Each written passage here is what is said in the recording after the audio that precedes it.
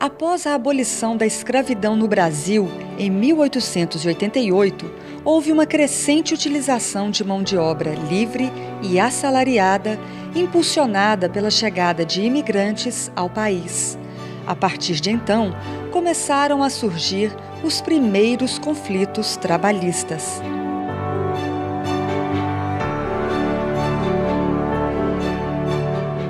O movimento operário começava a ganhar força no cenário político nacional. Diversas leis trabalhistas foram aprovadas nesse período. Outro passo decisivo para a criação da Justiça do Trabalho no Brasil veio com a Constituição de 1934. O documento trouxe normas para proteger os trabalhadores, como salário mínimo, jornada de trabalho de 8 horas, repouso semanal, férias anuais remuneradas e indenização por dispensa sem justa causa.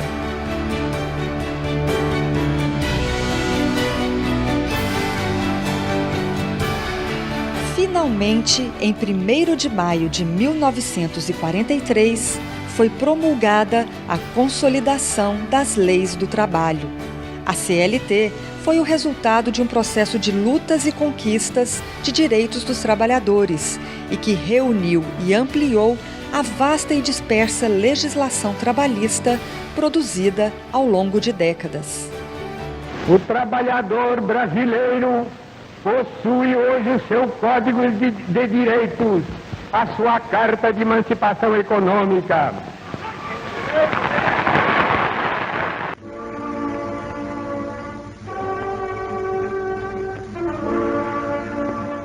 Era um outro Brasil.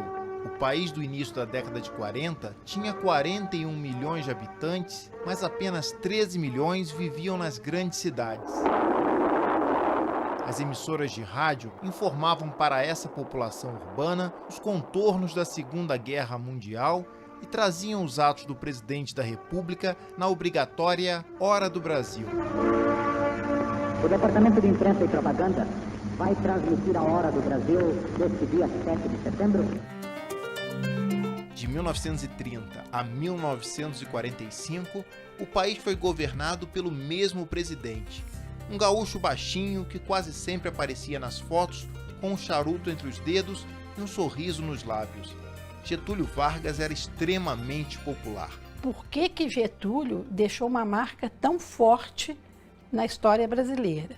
E uma marca sempre ligada ao desenvolvimento, ao nacionalismo e ao trabalhismo, aos trabalhadores. Ele foi o presidente que teve mais tempo de governo na história de todos os presidentes brasileiros. Para os padrões da época dele, ele foi um grande realizador. Realizador, mas polêmico. Desde a implantação do Estado Novo em 1937, Getúlio governou sem o Congresso, sem partidos políticos, com rígida censura e muita propaganda para alardear os feitos de sua administração. O Estado Novo é um momento da chamada Era Vargas, em que o presidente Getúlio assume como chefe de um Estado forte, intervencionista, centralizador, ditatorial. É claro que ele não se intitula como ditador, os ditadores geralmente não gostam desse título, ele é o chefe do Estado Novo e nessa qualidade, inclusive, ele é reconhecido e nomeado. A história de Vargas está neste memorial instalado em 2004 no subsolo de uma praça no bairro da Glória, no Rio de Janeiro. Aqui estão fotos, vídeos e charges que mostram o ex-presidente como um empreendedor, um político que soube desenvolver o país e, ao mesmo tempo, olhar pelas classes trabalhadoras. Era chamado de o pai dos pobres. O Vargas ele é venerado, né, por essa população que ficou, né, vamos dizer assim, até esse período da história, muito à mercê dessas relações equivocadas e arbitrárias, né, tanto da relação do trabalho quanto da relação de cidadania.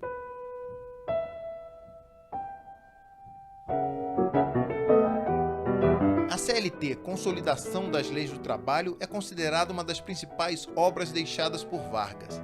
Conta a história que, ao assumir o poder em 1930, Getúlio já olhava para a classe operária pensando no futuro. Tanto que, no mesmo ano, criou um ministério que ainda não existia, do Trabalho, Indústria e Comércio. A partir de 1930, na era Vargas, aqui foi instituído o Ministério do Trabalho. Não existia antes o Ministério do Trabalho? Não existia, um Ministério específico para as relações do trabalho.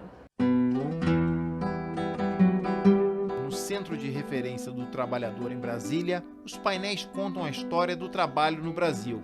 Em destaque, os móveis do gabinete do ministro, a pasta, o telefone e outra inovação daqueles anos. Um exemplar da carteira de trabalho adotada em 1932. Essa ideia da carteira de trabalho, ela deixou uma marca importantíssima no imaginário do povo brasileiro de que Getúlio Vargas foi quem deu dignidade ao trabalho.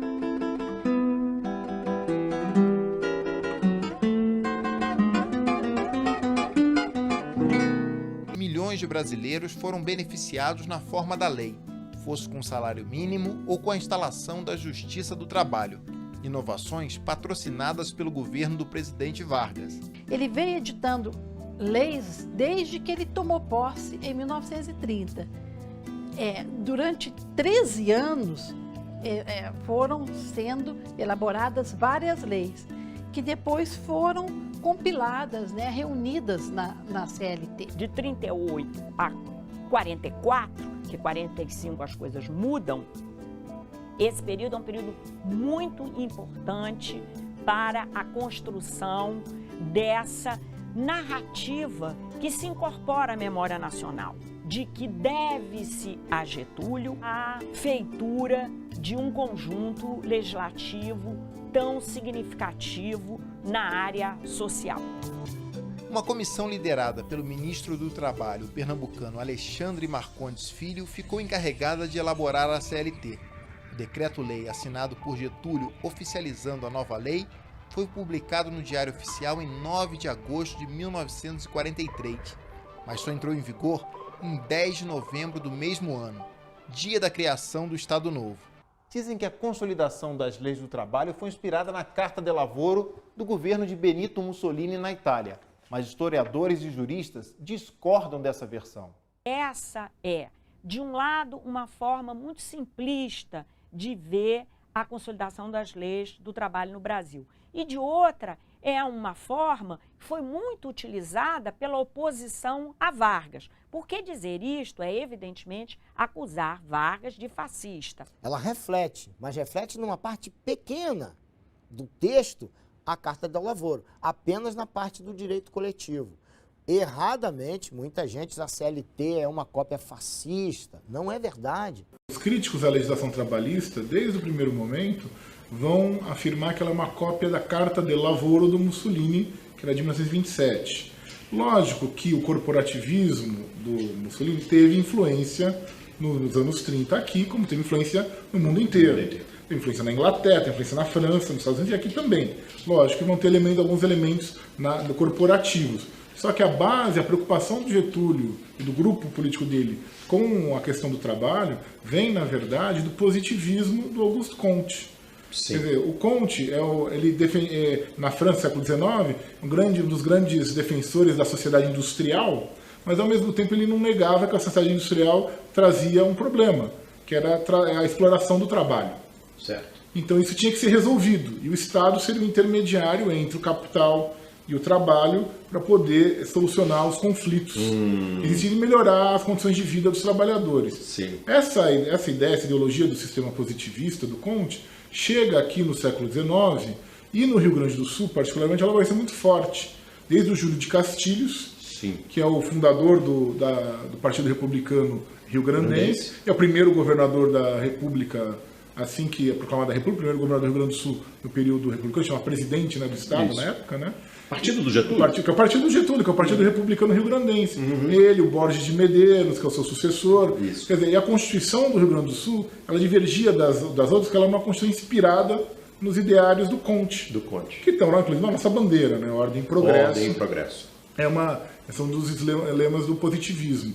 E a ideia dessa ideia de preocupação com as condições do trabalho, e que tem que ter um intermediário entre o capital e o trabalho, que vai ser o trabalho, o Getúlio ele traz da formação dele no Rio Grande do Sul. De contista e de castilhista. E quando ele assume o poder em 30, na verdade está levando para o governo federal, para o país, para o governo nacional, essa ideologia.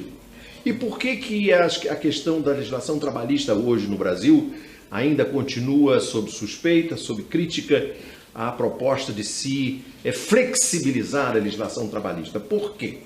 Porque todo um setor da economia brasileira, determinado setor empresarial ou patronal, que até hoje não aceitou a legislação trabalhista, que acha que os direitos trabalhistas são um custo, são um privilégio. Então, quando a gente escuta falar custo Brasil, são os custos dos direitos, quer dizer, na verdade, mas não é custo. Na verdade, você está garantindo direitos fundamentais dos trabalhadores.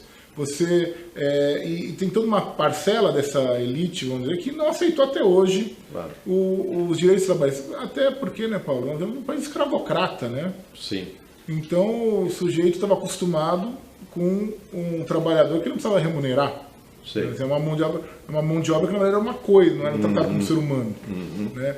Então, na verdade, toda a disputa sobre a regulação do trabalho é uma disputa também de ampliação de direitos e de inserção dessas pessoas no sistema político e no sistema econômico.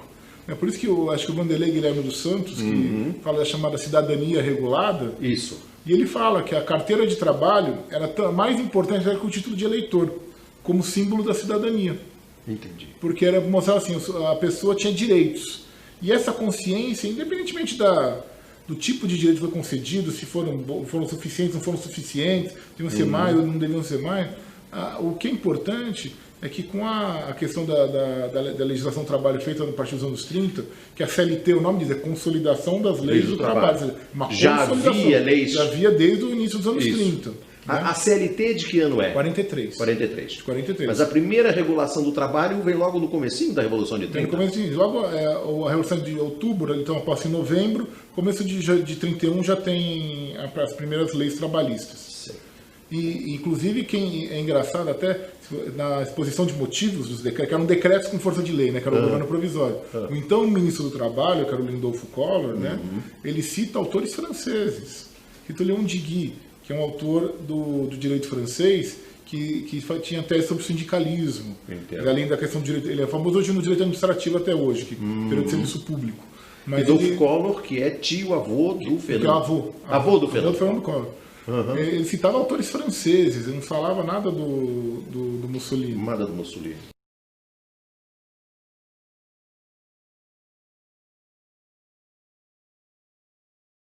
Será que a CLT é fascista mesmo, igual sempre falam? Quem já leu sobre a CLT, sobre como nasceram as leis trabalhistas no país, certamente já se deparou com o argumento de que a CLT seria fascista, porque ela seria uma cópia da Carta del Lavoro, do fascismo, né, do Mussolini, lá na Itália, escrita em 1927. Está em todo o manual de direito do trabalho, de economia do trabalho. Sempre que se toca nesse assunto, fala da Carta del Lavoro. Só que eu resolvi conferir isso aí, pegar a Carta del Lavoro e conferir com a redação original da CLT. E as conclusões são realmente surpreendentes, eu vou mostrar para vocês. Inclusive o relator da reforma trabalhista escreveu isso lá no relatório dele, falando que as leis trabalhistas do país têm que ser revogadas, né, a CLT especialmente, porque ela remonta ao fascismo, uma cópia da Carta del Lavoro. E repetiu isso no Roda Viva, né, e em vários lugares que ele vai, ele fala a mesma coisa, né, para atacar a CLT. Então, o que se espera quando ele fala isso é que a CLT é inteira, baseada na Carta de Lavoro, uma cópia, ou pelo menos metade da CLT, um quarto da CLT é baseada, né? Uma boa fração da CLT teria que ser, de fato, uma cópia da Carta de Lavoro, do fascismo, teria que ser baseada no fascismo mesmo. Do contrário, ele só está usando como argumento retórico. Então eu li a Carta de Lavoro e comparei com a CLT. Primeira coisa, para começar, a Carta de Lavoro tem 30 artigos. 30 artigos. A CLT original quantos tinha? 921. Então já se vê que não pode ser uma coisa cópia da outra, né? Não tem como, é fisicamente impossível. Outra coisa é a seguinte, dos 30 artigos, só 11 deles têm correspondentes na CLT, né? Eu fiz a comparação, 11 da Carta de Lavoro têm correspondentes na CLT. se refletem em 18 artigos da CLT, que dá 2% da CLT, dos 921 artigos. Ou seja, 2% da CLT encontram correspondentes na Carta de Lavoro. Então, o argumento do relator já é radicalmente mentiroso. Agora, além disso, o relator ele falou que a reforma trabalhista ia rever essa influência toda da Carta de Lavoro na CLT. Mas desses 18 artigos, quantos de fato vão ser revogados pela reforma trabalhista? Repito a pergunta para ficar bem claro. Quantos desses 18 artigos da CLT que tem reflexo na Carta de Lavoro vão ser revogados? Apenas um. Um artigo, que é justamente sobre a contribuição sindical. Depois eu vou explicar melhor sobre isso. Mas aí eu queria falar para vocês dos outros artigos antes, né? Porque parece, né, só porque a carta é feita no contexto fascista, dá a impressão que tudo na Carta de Lavoro é fascista. Mas eu vou mostrar para vocês o seguinte, que os artigos que se refletem na CLT são, em geral, democráticos. Eles já estavam vigentes em diversos países democráticos do mundo naquela época e ainda hoje estão. Vou falar para vocês alguns deles. O primeiro exemplo é o artigo 5º aqui da Carta de Lavoro, que fala simplesmente o seguinte: conflitos entre empregados e empregadores serão resolvidos pela Justiça do Trabalho. É só a existência da Justiça do Trabalho, que é uma coisa que existe no mundo democrático em vários países, na Alemanha, na Grã-Bretanha, na Bélgica, e ninguém nunca se sentiu afrontado, nossa, que país fascista por isso, né? Inclusive, quando não tem justiça trabalhista, a própria justiça comum é dividida em ramos, né? Dentre os quais um deles dedicado a resolver conflitos entre empregado e empregador. Então não tem nada de absurdo nisso. Outro dispositivo da Carta de Lavoro que foi parar na CLT é o artigo 9 da Carta de Lavoro, que fala o seguinte, que os sindicatos são responsáveis por negociar condições de trabalho com os patrões. Uma coisa que também existe no mundo inteiro, inclusive nos Estados Unidos, né? Tem extrema importância lá, porque lá eles meio que valorizam a negociação coletiva e tal. Então, nada de absurdo aqui também. Outro artigo é o artigo 14, que fala do adicional noturno, né? Que as horas noturnas serão melhor remuneradas que as horas trabalhadas de dia. Que faz total sentido, na verdade, né? Não tem nada de antidemocrático nisso. Pelo contrário, é muito bom que o empregado que trabalha à noite, por sofrer prejuízos, né? Metabolismo, etc., que fica com o ciclo todo desregulado, que não trabalha em compasso com o horário das outras pessoas, que ele seja melhor recompensado que as pessoas que trabalham de dia. Isso já existia, inclusive tinha uma convenção já da OIT de 1921, né? De 6 anos antes da Carta de Lavoro, falando sobre adicional noturno. Então não é fascista esse artigo. Outro artigo é o artigo 16 aqui da Carta de Lavoro, que fala do direito a férias. O direito a férias também já existia, na maioria dos países democráticos já na época, né, da Carta de Lavoro. Inclusive no Brasil já existia, que é de 1925, 26, aqui a lei de férias, que era só de 15 dias. Inclusive os industriais da época, né, ficaram furiosos, falaram que o trabalhador brasileiro ia cair na vagabundagem, né, era totalmente contra o direito a férias. Igual hoje são a favor da reforma trabalhista. Outro artigo é o artigo 19 aqui, que simplesmente regula a questão da punição do empregado, né? Fala que se o empregado cometer infrações, o empregador pode ou demitir sumariamente, ou advertir, ou suspender o empregado. Uma coisa que também existe em qualquer país do mundo e que, na verdade, não é uma norma de proteção, né? É uma norma de punição do trabalhador. Então também não faz sentido nenhum dizer que a CLT é super protetiva por ter cunho fascista, por ser cópia da Carta de Lavoro. A própria Carta de Lavoro também é não protetiva em certos pontos. Então assim, o que eu quis dizer com isso aqui? Foi que a Carta de Lavoro, apesar de refletir em alguns artigos da CLT, só em 2% deles, ainda assim a maioria desses artigos, né, eles são democráticos, né? Eles são coisas que já existiam no mundo democrático da época e ainda existem no nosso mundo, hoje, 2017. Se pegar a Alemanha, a França, esses direitos ainda existem lá. Adicional noturno, férias, justiça do trabalho existe na Alemanha, na Bélgica. Então, não tem nada de absurdo em ter correspondentes na Carta de Lavoro. Mas o fato é que não foi, a CLT não foi inspirada pela Carta de Lavoro. Eu vou mostrar exatamente pelo que ela foi inspirada. Depois eu falo disso. Acontece que vários diplomas legais no mundo nessa época estavam regrando as relações entre empregado e empregador. A CLT de um lado, a Carta de Lavoro do outro. É normal que coincidam algumas coisas. Bom, e sendo fascista ou não fascista esses artigos todos, adicional noturno, férias, etc., o fato é que eles não vão ser revogados pela reforma trabalhista. Então o relator está mentindo de qualquer maneira sobre isso. Agora, qual é então o único artigo da CLT que vai ser revogado pela reforma trabalhista e que tem inspiração na Carta de Lavoro? É justamente o artigo 579, que trata da contribuição obrigatória sindical, né, do imposto sindical que falam. Para explicar melhor sobre isso, se é bom ou ruim, eu preciso fazer uma retomadinha histórica sobre o corporativismo do fascismo. O corporativismo, do ponto de vista sindical, ele tem 3 pilares, basicamente, que são a unicidade sindical, que é a existência de um só sindicato para representar o trabalhador, né? O trabalhador não tem opção, sempre vai ter um só sindicato para representá-lo. Questão do enquadramento sindical, que é os trabalhadores não podem decidir eles mesmos como que eles vão se reunir. Vai ser de um jeito só, que é a questão da categoria. E também a questão da contribuição sindical obrigatória. São esses 3 aspectos. O que essa reforma deveria ter feito é revogar todos eles. Revogar esses 3 aspectos. Mas ela só revogou um, só pegou a questão do fim do imposto sindical. Isso vai servir só para um fim, que é sufocar os sindicatos de hoje, que já são péssimos. Porque o que deveria acontecer é liberar a liberdade sindical no país, ou seja, liberar a existência de mais de um sindicato para o trabalhador poder escolher, o trabalhador poder, inclusive, fundar o sindicato melhor para competir com aquele que já existe. Isso sim fortaleceria os sindicatos dos trabalhadores e fortaleceria as negociações coletivas. Aí faria sentido, né? Seria uma reforma completa. Mas o jeito que foi feito, só revogando um desses aspectos, não é uma coisa boa para o trabalhador, né? Embora o fim da contribuição sindical seja uma coisa boa, mas ela teria que vir no pacote inteiro. Teria que vir na revogação completa desse corporativismo sindical no país. Porque assim, a CLT, como se viu, ela é muito grande, né? Ela tem muitos artigos. Uma pequena parte dela regula, de fato, a questão sindical.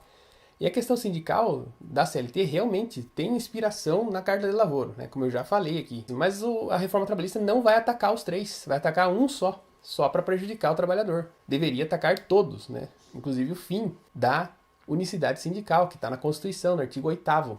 Mas ninguém está falando disso. E é engraçado que os liberais gostam tanto de falar de concorrência, mas nunca vi um liberal, um mísero liberal, defendendo o fim da unicidade sindical e a ratificação do Brasil da Convenção 87 da OIT sobre a liberdade sindical. Nunca vi. E fato é assim, aquela era uma onda autoritária da época, o que não impede que algumas poucas coisas sejam boas. Uma delas é a CLT mesmo, é uma coisa excelente que o Vargas fez, que inclusive permitiu o desenvolvimento do país na época. O Brasil estava se industrializando, a CLT foi muito importante para regular a questão trabalhista. E até hoje porque a CLT é constantemente renovada, modernizada, né? Embora queiram dizer que não, mas mais de 500 artigos já foram atualizados, né? Pouquíssima coisa da redação original ainda está vigente. A CLT é moderna, sim. Ela precisa de algumas atualizações para proteger melhor o trabalhador, não para desproteger, igual essa reforma está fazendo. Então, o que de fato inspirou a CLT? Bom, a principal delas foram as lutas dos trabalhadores, né? Na década de 10, 20 e 30 ali, que fizeram muita greve. Os anarquistas, comunistas da época lutando por direitos, inclusive ameaçando mesmo, romper o sistema e tal. E isso sim gerou no Vargas um medo e forçou a concessão de direitos à classe trabalhadora. Outras inspirações são Encíclica Rerum Novarum do Vaticano, de 1891. O Vaticano percebeu, entre aspas, que os trabalhadores estavam sofrendo muito, né? Estavam sendo extremamente explorados pelo capitalismo da época. E escreveu essa encíclica como um modo de dizer, capitalistas do mundo, tratem melhor o trabalhador, concedam direitos a ele, inclusive direitos trabalhistas, né? Limitação de jornada, férias, essas coisas, senão o sistema se torna insustentável. Isso que o Vaticano escreveu nessa encíclica. E outra inspiração é a própria OIT, né? A Organização Internacional do Trabalho, que foi criada ali com o Tratado de Versalhes, que pôs fim à Primeira Guerra Mundial. É um dos anexos, acho que o anexo 13 do Tratado de Versalhes. É praticamente uma declaração da humanidade mesmo, segundo a qual teriam percebido que a questão trabalhista é extremamente importante, né? Foi uma causa da guerra, o excesso de concorrência entre os países, que gerou a superexploração dos trabalhadores, e a questão trabalhista teria que ser regulada ali. O trabalhador teria que ser melhor protegido da exploração do capital. Por isso surgiu a OIT. E nessa época a OIT produziu muitas convenções e tal, muito consenso. A OIT sempre foi muito democrática, porque ela é tripartite. Ela tem representantes sempre dos empregados, dos empregadores e dos governos. Então as decisões são sempre tomadas por consenso. Então é sempre muito democrático. E vários desses direitos que estão na Carta de Lavoro estão também nas convenções da OIT. O que mostra que os direitos em si são democráticos, né? São perfeitamente condizentes com o mundo democrático, né? Apesar de estarem na Carta de Lavoro. Então, se o governo quer acabar com o fascismo nas relações de trabalho, eu sugiro que não mexa na CLT, né? A CLT não é um desses ninhos do fascismo nas relações de trabalho. Pelo contrário, né? Ela civiliza a exploração do trabalho pelo capitalista. Eu sugiro que façam o seguinte, que ratifiquem a Convenção 87 da OIT, que libera a liberdade sindical. Aí sim, aqueles 3 pilares do corporativismo caem, tanto a unicidade,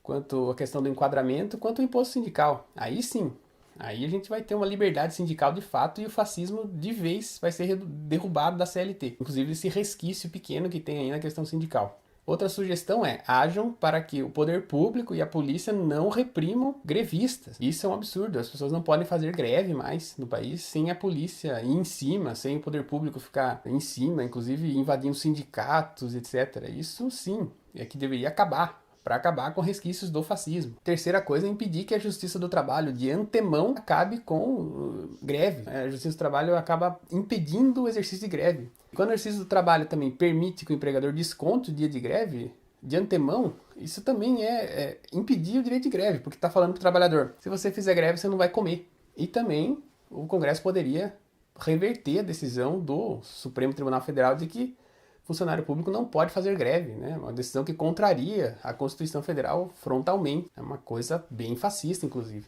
Para finalizar, tem uma coisa bem interessante aqui na Carta de Lavoro, que contraria aquela ideia que está sendo disseminada de que o fascismo seria de esquerda, né? Olha isso. Olha o que fala o artigo 7º da Carta de Lavoro. O Estado fascista corporativo considera a iniciativa privada no campo da produção como o instrumento mais eficaz e mais útil no interesse da nação. Como o instrumento mais eficaz e mais útil no interesse da nação. Ou seja, as empresas, os empresários é que são úteis à nação, não os trabalhadores, né? Não é o trabalho da classe trabalhadora. É a iniciativa privada, né? O empreendedor. Uma coisa que jamais estaria escrito em qualquer documento da esquerda, né? Dos comunistas, anarquistas, libertários, jamais. Então, fica provado que o fascismo é de direita, ele é pró-mercado, não é pró-trabalhador. Então é isso que eu tinha para falar, para desmistificar essa questão de que a CLT é fascista. Ficou mostrado aqui que não é, que a influência do fascismo na CLT é mínimo e que o pouco que tem, essa reforma trabalhista não vai reverter, né? De propósito, para ferrar o trabalhador.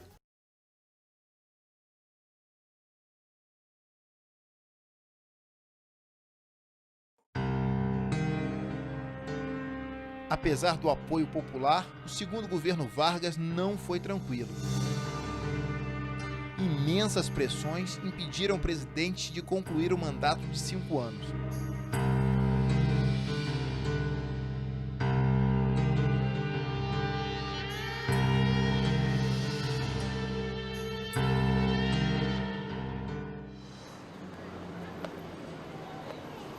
Getúlio deu fim à vida com um tiro no peito em agosto de 1954, nas dependências do Palácio do Catete.